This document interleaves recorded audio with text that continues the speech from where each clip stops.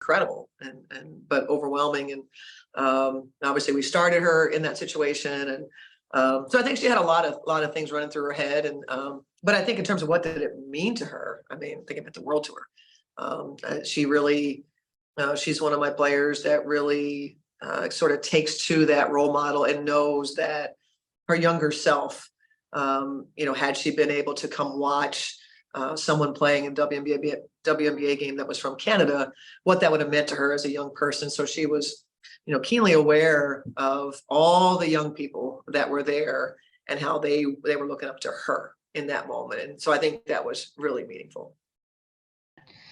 Thank you, Coach. Good luck this year. Thank you. Appreciate it.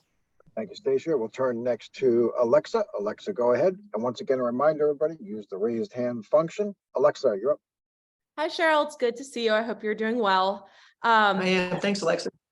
Thanks. I was just wondering, when it comes to Fee, have you noticed anything different about her, or is she just still kind of the same Fee, steady and everything, compared to like now versus before her pregnancy and, when she was kind of at, full health and at her, full physical form, and even just from the perspective of being a new mother and maybe having a little bit of a different perspective on life?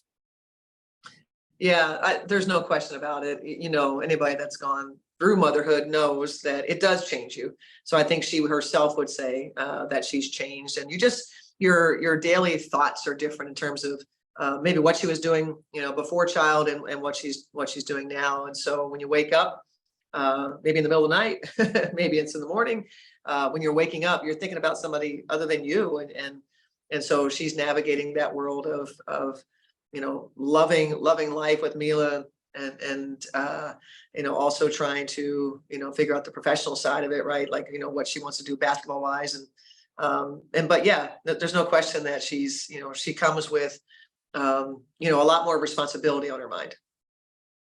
And kind of going off of that too, what have your conversations been like with her during training camp, even in the off season, about taking on the responsibility of being that go-to player now that Syl's gone and this is kind of her team now? Yeah, and we've talked quite a bit about that. I think that's something she's really ready for. I feel like Simone Augustus, when she was here, along with Syl, sort of groomed her like, hey, you're next. So I feel like this has been brewing for her, for 4 years. Obviously last year, not being around all the time, but still, I think she's been groomed for the passing of the baton, leadership baton, and I think she's really ready for the moment. Appreciate it. Thank you. You're welcome. All right, thank you. We'll turn to Rafiq. Rafiq, you're up. This is Rafiq with Nothing But That Sports Talk. I got a question. For the past couple of weeks, as you prepare for the upcoming season, like, what is your overall outlook on the future of Minnesota Lynx that's been used to actually seeing some playoff appearances before they missed it last year? Yeah, probably for the first time in a long time, our mindset is we're not focusing on the outcome. Where we are in our training camp and what we're working on is building blocks and making sure that we don't skip steps just to have this, urgency around, opening night. We know that we're going to be a work in progress for much of the season. And we really want to pay attention to detail. We really want to invest in the development of players. So that's really been our mindset, is each day we want to get better. We want to, point out things that they can improve, small or large, and we're going to work on it every day. And so we've had just a tremendous group in terms of their eagerness to do anything that's asked of them. And if I could ask a follow-up question, earlier this week, the number 24th overall pick, Bell, got waived. I mean, can you get some insights behind that? And what advice you have for her in terms of making a WNBA roster as the season gets along? Yeah, I told her this, obviously it's very difficult because I really appreciate Bree Beal in terms of who she is as a person, how she competes and that sort of thing. It's a hard league to make.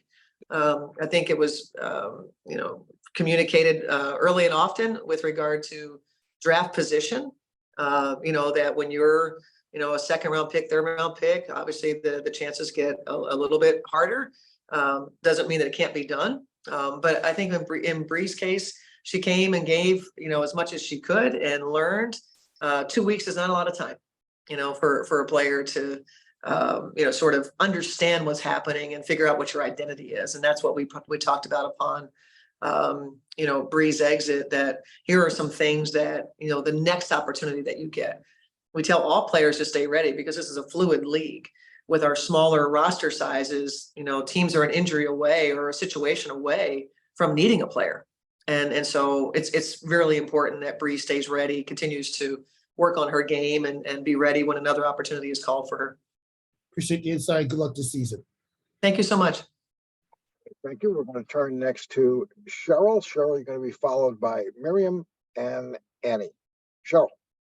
Hi, Coach. My question is actually very similar to what Rafiq was asking, and making these cuts with these young players and really having no opportunity to develop the young talent. Do you have a process for taking the time to help these players and give them detailed advice on what they can do to improve their game and stay ready to possibly get picked up during the season or later down the road?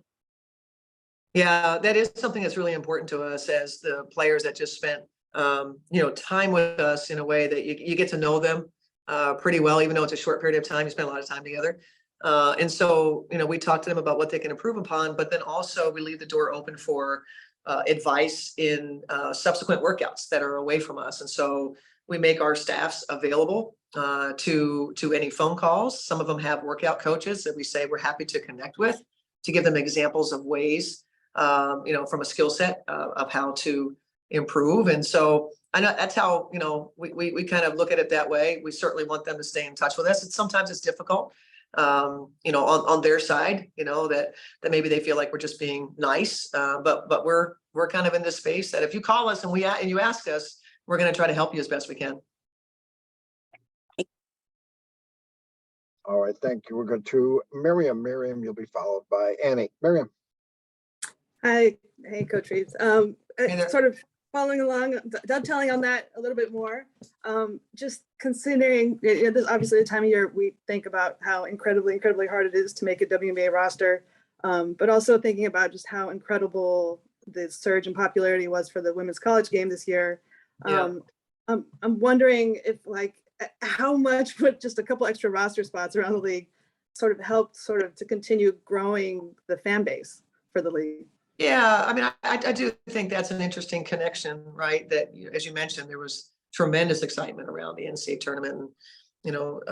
Largely, I think, because some of the personalities of a few that we gained, more fans, et cetera. And how do we connect the college game with the WNBA game? I think that's something we've all talked about for many, many years. I'm in year 23, and I can remember talking about it in most of my years in the W. And so that possibly is a link that, these players that, and by the way, it's not just WNBA, it's not the hardest league to make. I think every professional league, the less than 1%, whatever the percentage is, NBA, it is difficult. But I think the point about, the popularity of some of the college players, I think, is one that's very, very valid.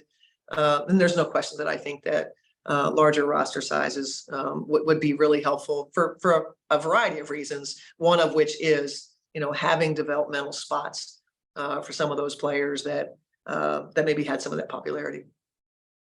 I know. Thank you. Thank you, You're Miriam. welcome. Thank you, Miriam. We'll turn next to Annie, and a reminder, use the raised hand function, folks, and we will call on you next. Annie, you're up. Cheryl, good to talk to you. Well, Annie Myers, how are you? I'm good. I'm excited for the season. It's great to hear your voice. Well, it's good to see you. Certainly you've got a lot of good veterans and you got a lot of good young players. Talk about Dorka. I mean, you've got Demiris back and Jessica in the middle, which, they're so solid because they played with Syl for so many years. And Right. But where does Dorka fit in here?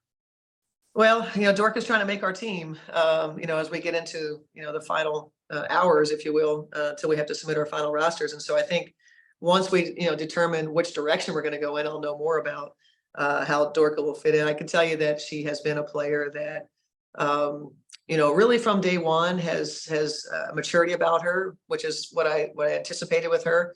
Some of it, I think, because she's European.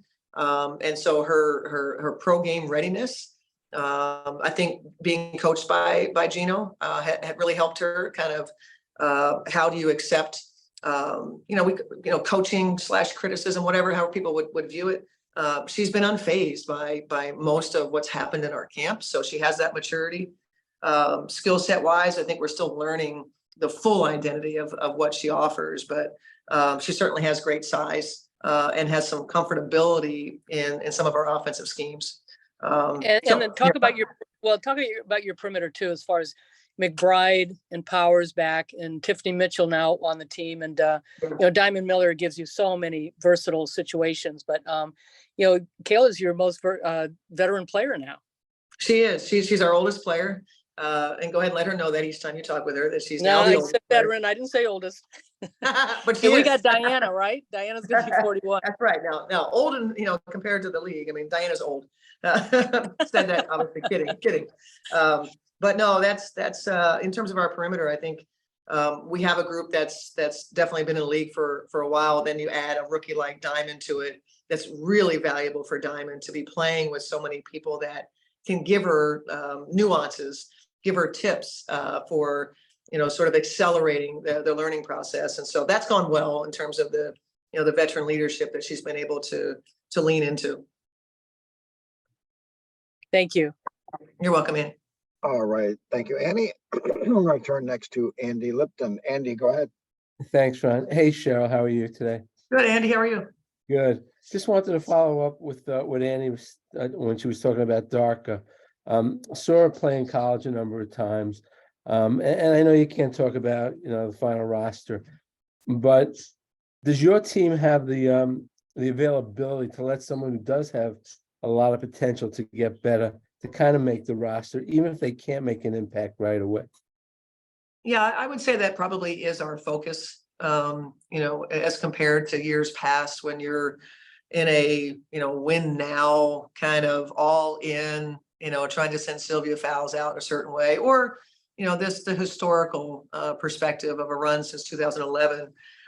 Where this is a playoff team and we're trying to do everything we can to compete for championships, and so clearly we're in a different space than those teams, and I think it would be prudent for us to think about being able to add pieces that are younger that we can develop. No question about that. Gotcha. Thanks, Cheryl. You're welcome, Andy. Thank you, Andy. Once again, a reminder, if you would, use the raised hand function, and we'll continue. All right, we're going to turn to Stacia. Stacia, go ahead. Coach, with the week turnaround from playing the Sky in the Canada game, you said that you weren't looking at the outcome this year for like your team, just working on improvements. So what are you specifically looking for improvements from, less than a week ago with the Canada game going up against the Sky in your opening on Friday? I think both teams are probably anxious to get a core group together. I think sometimes those training camp games, those preseason games are, you're not necessarily locked into an identity. Both teams have, some minor injuries, et cetera, that has kind of kept probably both of us from, having our full group that we're able to work with. So that in and of itself would be improvement, to be able to get a group together that you think might be your starters, and you start to work on your rotation and things like that. So I think in terms of schematically, same thing. I think some of the personnel, that we were trying to play a lot of people, et cetera. There's a lot of people that really don't. I think we had a fair amount of newness to what we were doing. We were kind of herky jerky, I thought, in our offense, and there were times where I thought we were really good. So just improving upon and maybe increasing the number of times that we feel like we're good versus the other times we felt unfamiliar with one another. So transition defense, I don't want to be a below average team in that category. That is something that we talk about daily. So those are the areas, especially against a team like Chicago, and with some really good players that can really push the pace. Thanks, Coach. I got one more for you because I don't see any hands. Sorry, Ron. I asked this question to Sandy yesterday. Where would you like to see an expansion team, considering that you guys did have the Toronto game? Where would you like to see the league expanded? And I know Kathy knows all the intricacies of all the details that would go into it. But if you could pick a city or a couple of cities, what would you like? Well, I mean, what I would like, regardless of the name of the city, is a city that's gonna love the WNBA and support the hell out of it. That's what I want to see. I want to see ownership that's committed. So wherever that is, I happen to like Philly. So if that happens in Philly, great. Toronto certainly makes a great case. So for me, it's not necessarily where, it's how this team is going to be integrated into a league that's got great momentum, grow the ownership group that is really committed to investing in the WNBA. Whatever the name of the city is, fine. But let's make sure that that's what's happening. All right. Thank you, Coach. You're welcome. Hey, thank you. All right, Cheryl, on the shout out to Philly and South Jersey, we're going to thank you, and we're going to give you back 9 minutes. Thanks, All Coach, right. for all your help. All right. Thanks, everybody. All right, to our media, we're going to be joined in just a few moments by Latricia Trammell of the Dallas Wings. So stay with us. 3 o'clock Eastern, 9 minutes from now, Latricia Trammell. Thanks, everybody. See you soon.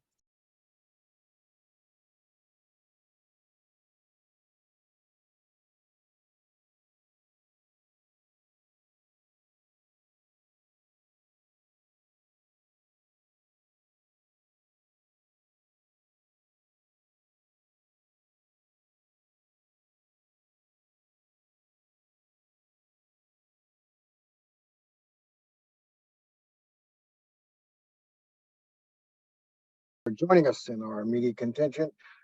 We are now with Coach Latricia Trammell. Latricia, thanks so much for joining us. And Hi we're going to there. get started right away with question and answer. We're going to start first with Tommy Birch of the Des Moines Register. Tommy, you're up. Andy, you'll be next. Hey, Coach, I was just kind of wondering what it went into the decision-making of Ashley Jones and her earning a roster spot and how she went about doing that. Well, first, I want to say thank you for everyone jumping on this Zoom today. We appreciate you very much. Tommy, that was, as of yesterday, we didn't know exactly who we were going to keep on the roster and who we were going to waive. With Diamond DeShield's announcement, Greg Bibb, our general manager, felt that we needed a wing player to help fill that void. And so, but Ashley, I will tell you, Tommy, she has worked her tail off. She's the first one to arrive in the gym. You can see her there between 7 and 7:30 every morning. And she's definitely made an immediate impact on her teammates on and off the court, and she's well deserving. Thank you. All Thank right, you. Tommy, thank you. We're going to turn next to Christian. Christian, you're going to be followed by Alexa. Hey, Coach. We got a couple quick ones right here. As far as injuries that caused Charlie Collier to not have a roster spot. Well, I will tell you and that's something that, I know Greg Bibb will be on tomorrow, and that's probably a Greg question since he makes that final decision. But with Diamond being out for an extended period of time, I don't know exactly what that timeline looks like at this point, but I do know it's going to be a while. We just felt that since she was going to make such an impact on this team, that is the void that we needed to fill.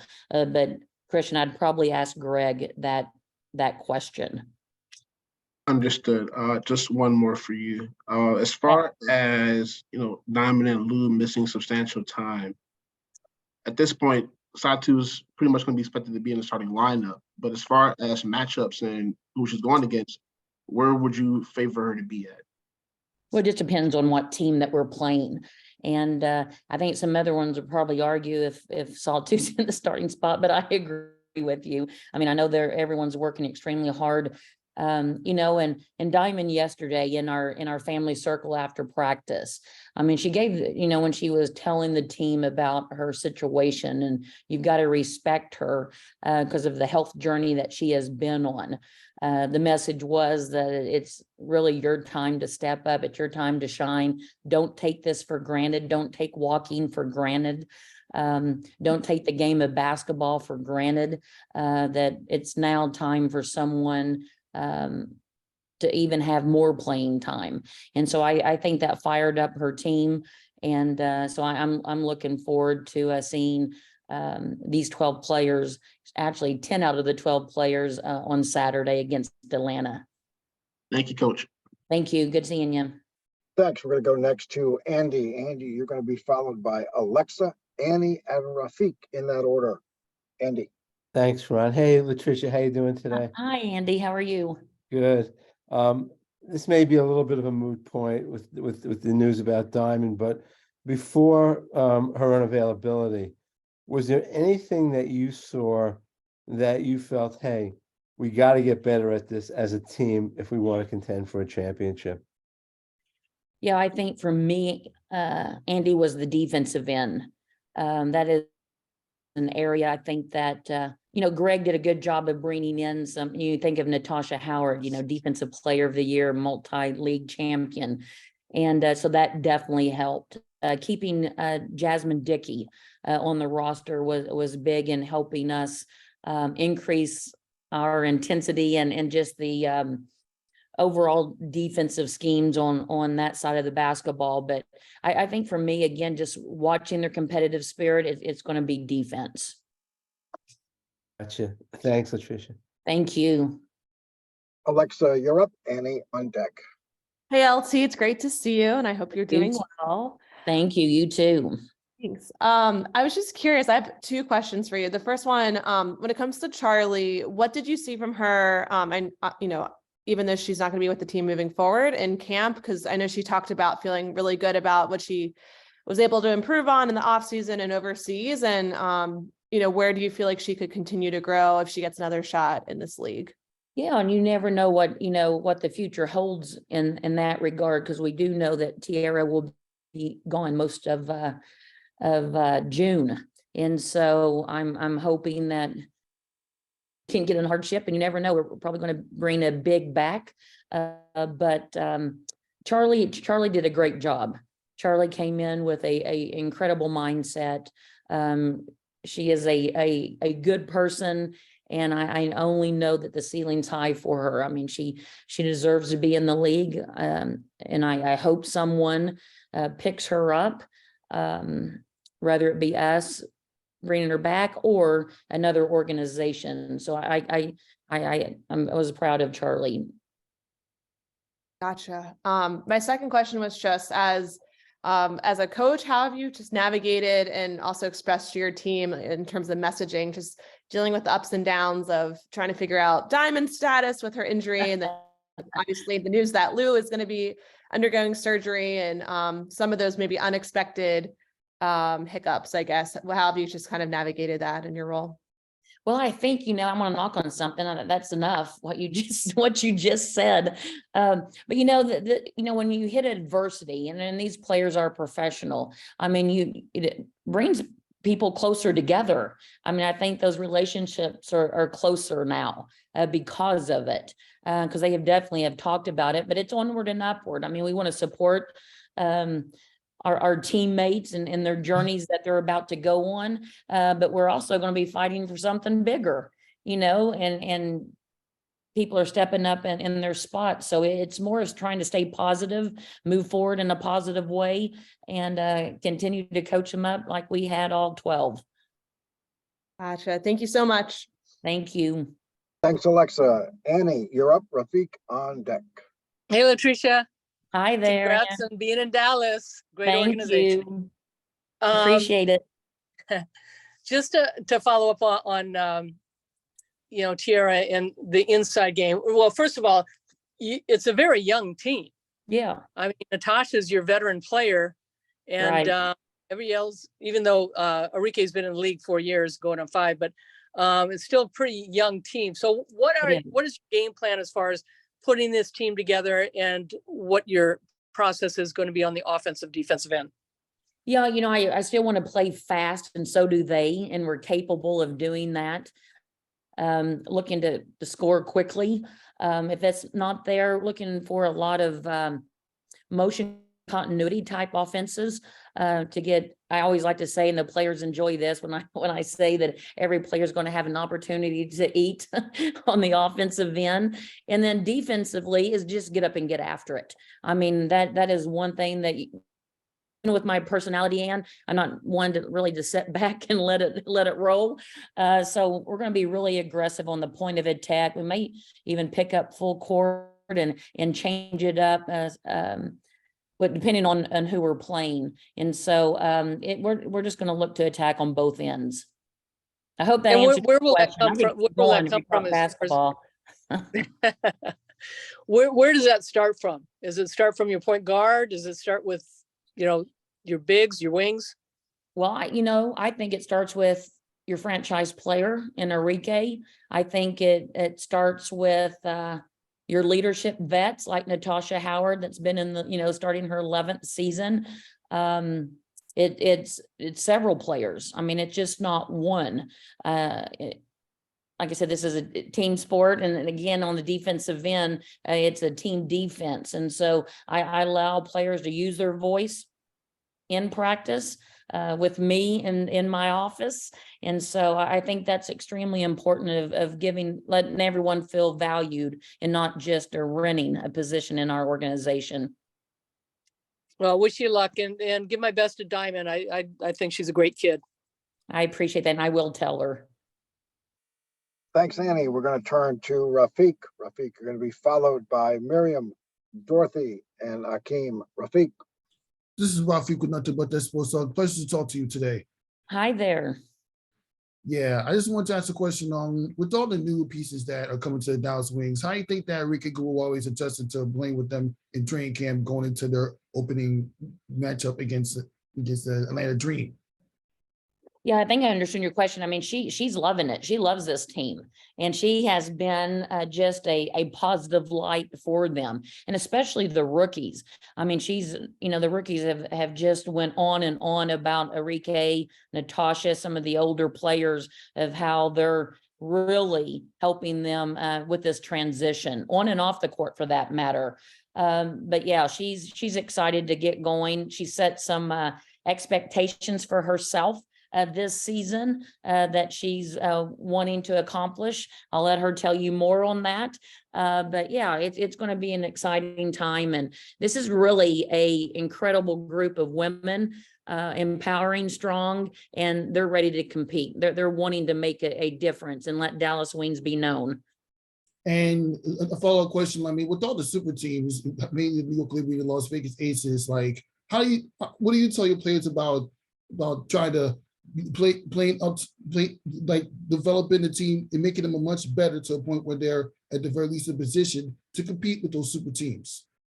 Well, I think that, what we do strategically is going to help with that. But we were talking about the super teams earlier and what a great title that is. But I would much rather be known as a league champion at the end than a super team at the beginning. And that's something that we are striving for. I mean, that's what we're here for, is to compete for and to win championships. And that's our only focus.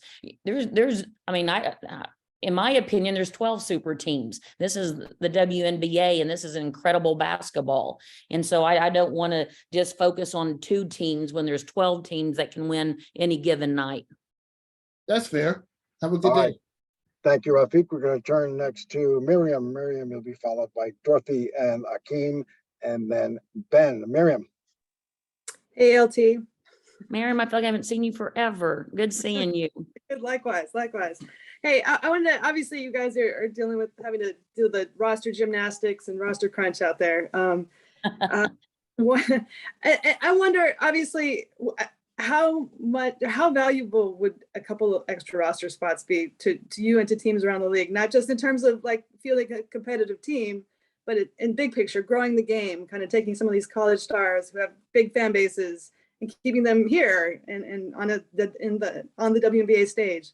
Well, yeah, I think it's extremely important. If we had, extended roster spots, and Greg will contest to this tomorrow, but we wouldn't have had anyone waived this morning.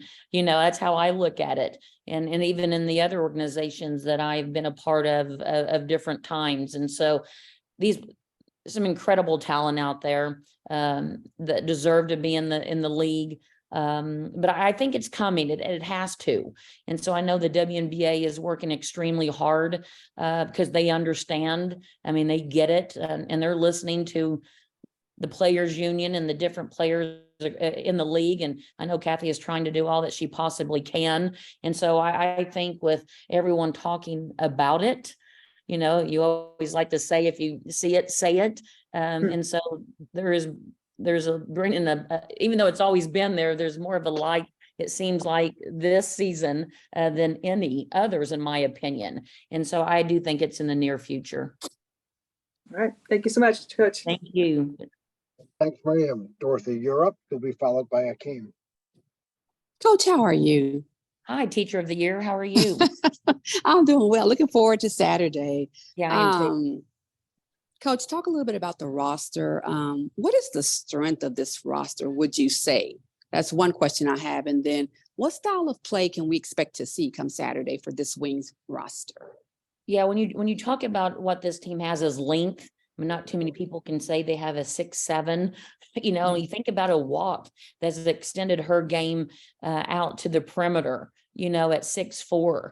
And so this is a group that can play multiple positions on offense. They can defend multiple positions on defense. And so you're going to see a fun style of basketball, one that fits this team. When I was hired, I know the roster looks a little different than when I was hired, but we still have the ability to play, like I said earlier, at a fast pace, you know, and be in an attack mode on both sides of the basketball. But these players, Dorothy, and you know this, I mean, for some of them, this is really a big year for them, and they know it. And so they're coming in working extremely hard. They've got great attitudes. I mean, they've got that competitive spirit. They enjoy, you know, we've been doing some team bonding, and they've been enjoying each other and getting to know each other. And so at the end of the day, that's what matters. And so I know that they're doing everything they can to give them a chance to succeed on the court. Thank you. See you Saturday. Thank you. Thank you, Dorothy. Akeem, you're up. You'll be followed by Ben and then Christian. Akeem. Hi, Coach. Hopefully everything's been going good, and best of luck this season. Oh, I appreciate you. Thank you. No problem. I try, as I always say. As a first year coach, as a first year head coach, obviously, you've had some time to, to really observe your team, and, especially going into the season. What are some things do you say, what are some things you say, are you really hoping to look for, are you really hoping to see from your roster that can kind of, set the tone overall for, for success in 2023? And forgive me if you already answered this, the second one, but what does success for you look like as far as in 2023? That's a great question. Success for me, everyone stays healthy. They reach some of their expectations and standards that they have for themselves and what they have set for our team. I think that's extremely important. With what I'm looking for and what I'm excited about is honestly our inside outside game and vice versa. I mean, these players, they can score. No, I was listening to Natasha Howard the other day, and what a great vet leader that she is. And she was talking about how we can score at so many multiple positions. It's going to be hard to guard. You can pick your poison, right? If you're going to go against 6'7" inside with some other length, her included, and then having the prolific scorer like a K and some of our other roster spot members. I mean, it's going to be a lot of fun. And then changing it up and being able to do different things on the defensive end is what I'm really excited about. Thanks, Coach, and best of luck against Atlanta. Thank you. Thanks, Akeem. Ben, you're up. Christian on deck. Ben. Hey, LT, how's it going? Hey, Ben, how are you? Good. You talked a couple of minutes ago about just the importance of players using their voice and feeling comfortable to, in essence, talk back to you. I guess, what are some of the things that players have said back to you? And I guess, like, what is some feedback, I don't know, that like maybe you have gotten that's like forced you to change already, in whatever way over the last couple of weeks? Well, I'm pretty fired up in practice. I mean, I have a lot of energy when I come in, but, just the little things. I always say it's the little things that make the big things happen. And so I included music for a lot of the practice, just keeping it low, but keeping the vibe going. That's something that the players like. Started what we call an edge time in the mornings. Before they get there, it's for efficient, dynamic growth and energy.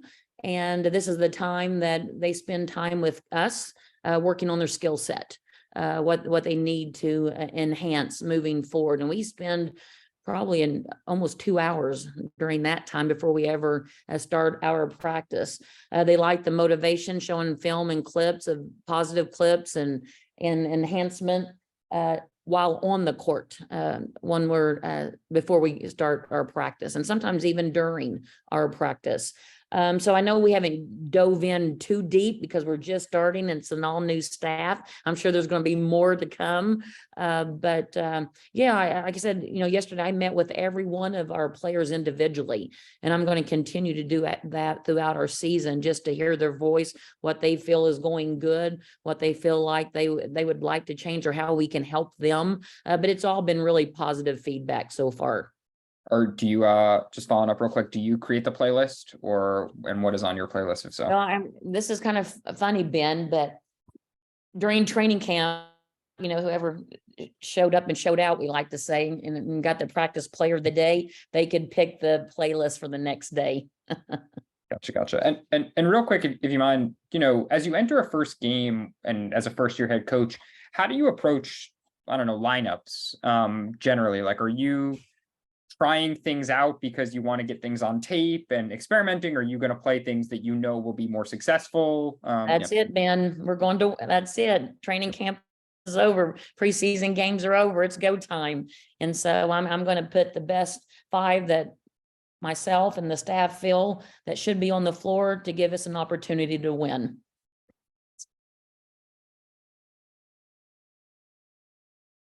All right, thank you, Ben. We're going to turn to Kristen and then Annie. Kristen. Coach, we had a picture tweeted about 2 weeks ago from the Dallas Wings page called the Dallas Skyline. We've been talking about it throughout camp, and the front court being honestly the strength of this team. And with Charlie and Kalani being the players cut and really being the only true traditional centers behind Tierra. Is there questions as far as the size? I mean, they have the length as far as size matching up with other WNBA centers. Is there a question as far as a possible disadvantage? I don't think so. I mean, I don't see it that way. I think with, my 30 years of coaching and coaching at every level, except for 2, I've been in those situations before. But I think with what we're going to do offensively to get them in position, because you got to think about this, at first with Tierra, while she's here, I mean, that's a force to be reckoned with. That's hard. Not too many people can match up with her. And just when she is not there, well, we have a lot of great players that can play multiple positions and can spread the floor. And that's also hard to defend. And so I don't see it as a disadvantage. I just see it as something that's going to happen and that we've got to adjust to. And just one more, before Kalani was cut, Yes. The assumption was that she was going to be the backup and kind of have the similar play style as Tierra in the second unit. Now, with her not being there, as far as multiple players playing other positions, are we going to see kind of a different approach as far as gameplay? Probably. Yeah, and that's something that we've got to do. We've already been thinking about it as a staff, and players are aware. And so we've talked about it, and so yeah, there'll be a little bit different style after T leaves, and we'll be excited when she returns. Thank you, Coach, as always. Thank you. All right, thanks, Kristen. And we're going to go to Annie Myers-Drysdale. Once again, Annie. Hey, LT, can you Yes. talk a little bit about the evolution of Orique's game? Obviously, the last few years, you've seen her from afar on the bench, and you've seen her game. What have you asked her to do this year, and what improvement have you seen in her game?